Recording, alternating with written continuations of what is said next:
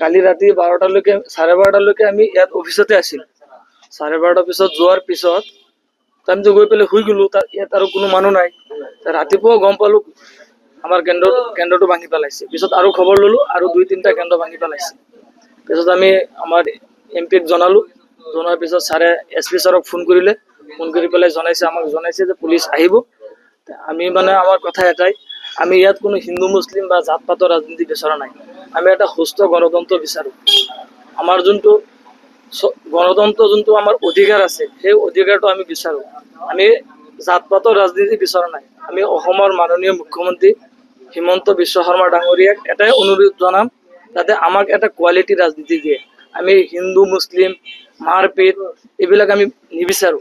আমি উঠি অহা যুৱক, আমি এটা বস্তু বিচাৰো, আমি যদি সমাজত ভাল মেছেজ দিব নোৱাৰো, সমাজটো বেলেগ ফালে গতি কৰিব। গতিকে এইটো নিৰ্বাচনী কাৰ্যালয়, এইটো আমাৰ চাইডৰে, এইটো আমাৰ ভাৰতীয় জাতীয় কংগ্ৰেছ দলৰ নিশা ভাঙিছে। ৰাতি 12:30 ভাঙিছে, এইটো নাজানো। আমাৰ কালি ইয়াত দুৰ্বৃত্ত ভাঙিছে। কালি ইয়াত এটা মিটিং হৈছে BJP। আমাৰ আগতে BJPৰ কেন্দ্ৰ আছে, আমিও মিটিং কৰিছো, সিহঁতকো আমি সহায় কৰিছো মিটিং কৰিবলৈ। আমিতো আৰু কেচকাল বিচৰা নাই। সিহঁতে যেতিয়া মিটিং কৰিছে আমি পুৰা সমৰ্থন জনাইছো। সিহঁতে আমাৰ ইয়াত আহি পেলাই মিটিং শুনিছে। আমাৰ ইয়াৰ পৰা কোনো প্ৰব্লেম হোৱা নাই। আমিও মিটিং কৰিছো, সিহঁতে কোনো প্ৰব্লেম কৰা নাই। কিন্তু কালি যেতিয়া আমাৰ মাননীয় বিধায়ক বিপ্লৱৰঞ্জন শৰ্মা ডাঙৰীয়া আহিছে, যোৱাৰ পিছত আমি ৰাতি 12:30লৈকে ইয়াত আছো, চব ঠিকে আছে। ৰাতিপুৱা এইটো ইনচিডেণ্ট হৈ গ'ল। আমি মাননীয় বিধায়ক বিপ্লৱৰঞ্জন শৰ্মা ডাঙৰীয়াক শ্ৰদ্ধা কৰো আৰু তেওঁক আমি শ্ৰদ্ধা কৰো। সিহঁতৰ কথা বতৰাবিলাক ভাল পাওঁ। কিন্তু কালি যোনবিলাক মন্তব্য বিপ্লৱৰঞ্জন শৰ্মা ডাঙৰীয়া ইয়াত কৰি গৈছে, আমাৰ সন্দেহ হৈছে যে সেইটো মন্তব্যৰ পিছতে এনেকুৱা হৈছে। আজি আমি ইয়াত কেন্দ্ৰ অপেনিং হৈছে, আজি 15-20 দিনৰ ওপৰত হৈ গ'ল। আজিলৈকে আমাৰ ইয়াত কোনো হিংসা হোৱা নাই। উত্তেজিত মন্তব্য আমি মিডিয়াত চাইছো অলপ, যে বিজেপি চৰকাৰ, বিজেপিৰ ক্ষমতা, চব বস্তু বিজেপিয়ে কৰিব। এইবিলাক মন্তব্য আমি ছচিয়েল মিডিয়াৰ যোগেদি চাইছো। কিন্তু কথা হ'ল, আমি হিংসাটো বিচৰা নাই। আমি অসমৰ মাননীয় মুখ্যমন্ত্ৰী হিমন্ত বিশ্ব শৰ্মা ডাঙৰীয়াক এটাই অনুৰোধ জনাম, আমি যুৱ প্ৰজন্মক আমাক যাতে এটা কোৱালিটি ৰাজনীতি দিয়ে। আমি হিংসা নিবিচাৰো। ৰাতি 12:30লৈকে আমি ইয়াত বহি আছিলো আমাৰ অফিচত। বহি পেলাই আমি ঘূৰি ঘৰত গলো। কিন্তু ৰাতিপুৱা এজনে আমাক ফোন মাৰি জনাইছে যে আমাৰ যিটো হেড কেন্দ্ৰ, এই চাইদুৰীয়া জিপিৰ দলংপাৰত অনুষ্ঠিত কৰিছিলো, আমি যিখন পাতিছিলো কেন্দ্ৰটো, এই কেন্দ্ৰ কোনোবাই দুৰ্বৃত্তই ৰাতি ভাঙি পেলাইছে। বা যিবিলাক আমাৰ ইয়াত পোষ্টাৰ আছিল, যিবিলাক নেতাৰ, সিহঁতে ধাৰ কিবা অস্ত্ৰ দি মাজত কাটি দিছে আৰু কেন্দ্ৰ দলিয়াই পেলাই দিছে। আমি ভাবো, আমি অসমৰ মুখ্যমন্ত্ৰীক এইটো জনাও, যাতে আমাক কোৱালিটি ৰাজনীতি মেইনটেইন কৰিব দিয়ে। আমি অসমত আছো, আমি সকলোৱে অসমীয়া, যাতে ইয়াত কোনো জাত পাতৰ ৰাজনীতি নহয়। আৰু যিটো গণতন্ত্ৰৰ অধিকাৰ, সেই অধিকাৰখিনি আমাৰ পাব লাগে। কেইটা কাৰ্যালয় ভাঙিছে?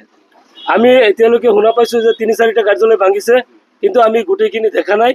আমাৰ ইয়াত অফিচত আহি পেলাই আমি শুনা পাইছো যে 3-4টা কাৰ্যালয় ভাঙিছে। আমি ৰাতি 12টালৈকে ইয়াত আছিলো, তেতিয়া ঠিকেই আছিল। কিন্তু এতিয়া আহি ৰাতিপুৱা গম পালো এইখিনি কথা। আপোনালোকে কিবা সন্দেহ হয় কোনে কৰিছে? আমি ভাবো যে কালি যিবিলাক ইয়াত মন্তব্য হৈছিল, মানে আমাৰ যিবিলাক মানুহ আছে, কিছুমান মানুহ আমাৰ উত্তেজিত মানুহ, কিন্তু সিহঁতক যদি আমাৰ লিডাৰৰ তৰফৰ পৰা কিবা কোৱা যায়, সিহঁতে এটা কৰিবলৈ সক্ষম হৈ যায়, যে সিহঁতৰ সাহস হৈ যায় যে আমাক একো কৰিব নোৱাৰে, আমি এতিয়া বিজেপি কৰ্মী। কিন্তু আমি কোৱা নাই যে অমুকে কৰিছে তমুকে কৰিছে, আমি দেখাই নাই। কিন্তু আমি ভাবো যে আমাৰ যিটো প্ৰশাসন আছে, আমাৰ প্ৰশাসনে যাতে এইটো মানে আমাক উলিয়াই দিয়াৰ চেষ্টা কৰে, যে কোন কোন দুৰ্বৃত্তই এই কামটো কৰিছে। কাৰণ আমি কোৱালিটি ৰাজনীতি কৰিব বিচাৰো। আমি এতিয়ালৈকে থানাত ইয়াত ৰূপহী থানাত বোলে জাননী দিছে, এজাহাৰ দিয়া হোৱা নাই। কিন্তু মই এইখিনি গম নাপাওঁ, মই ঘৰৰ পৰা এতিয়া আহিছো। মই চাইদুৰীয়া জিপিৰ মডেল ৱৰ্কিং প্ৰেচিডেণ্ট হিচাপে মই কৈছো। কিন্তু ঘটনা হ'ল, আমাৰ এইখিনি তদন্ত লাগে। এইটো আমাৰ ভাৰতীয় জাতীয় কংগ্ৰেছৰ, আমি কংগ্ৰেছৰ সমৰ্থক। কিন্তু কথা হ'ল, আমি একো জনা নাই কোনে কৰিছে। কিন্তু আমি এজনক দোষাৰোপ কৰিব নোৱাৰো কোনে কৰিছে। সেইটো আমি প্ৰশাসনক কৈ আছো, যাতে উচিত তদন্ত কৰি যাতে এইবিলাক ৰাজনীতি কৰিব নালাগে, মানুহৰ মাজত ভেদভাৱ সৃষ্টি কৰিব নালাগে। কোনে ক'ত ভোট দিব, এইটো নিজৰ অধিকাৰ। your skills by joining Scholars Institute of Technology and Management and Scholars Institute of Science and Commerce.